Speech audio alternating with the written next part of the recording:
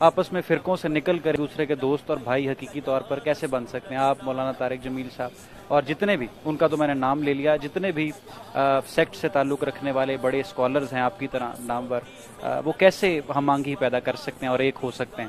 بتائیں نا، ختم نبوت کے مسئلے میں ہماری کسی نے مخالفت کی ہے؟ کسی نے بھی نہیں کی ہے۔ تو کوئی یہ جو گھر کے اندر بھی دو بھائیوں کے اختلاف ہو جاتے ہیں، یہ اختلاف یہ ایسے نہیں ہے کہ جو بیت المقدس کے راستے میں رکاوٹ بن جائے۔ ہاں، یہ ایسے جھوٹ لوگ ایسے بولتے رہتے ہیں جی تفرق کا یہ معنی ہے، یہ نہیں ہے کہ مسلمان کی رائے جو ہے ایک دوسرے کے خلاف بھی نہیں ہونی چاہیے، بالکل بھیڑ بکریوں کی طرح سوچنا بھی بند کر دیں۔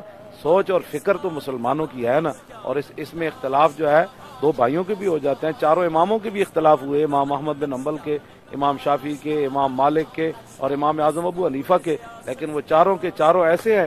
اختلاف، یہ اختلاف ہونا، یہ تو حضور نے خود فرمایا میری امت میں اختلاف رحمت ہے، لیکن جب تک وہ گردنیں کاٹنے کی طرف نہ آئے اور جناب وہ دوسرے معاملات یہود و نصارہ کی جنٹیاں کر کے مسلمانوں میں تفرقے نہ کریں، تو یہ تو کوئی مسئلہ نہیں۔ آپ بتائیں، ہائی کورٹ کے اندر پاکستان کا آئین اتنا سارا ہے، تو ہائی کورٹ میں ایک وکیل ادھر کھڑا ہو جاتا ہے، ایک ادھر، ایک جو ہے مشرق کی طرف چل پڑتا ہے، تو وہاں کبھی کسی نے کہا کہ دونوں کو متفق ہونا چاہیے؟ تشریح میں تو اختلاف ہو جاتا ہے نا، تو یہ کیسے ہو سکتا ہے کہ مولوی خادم ایک تشریح کرے تو اس کے ساتھ ہی ساری دنیا متفق ہو جائے؟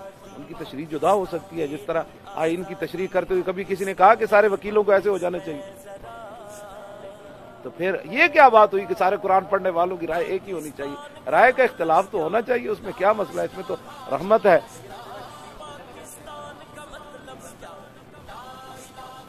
اس کو بھی حل کیا جا سکتا ہے جب دین آئے گا نا، دین تو ایسے حل کرے گا سارے مسئلے۔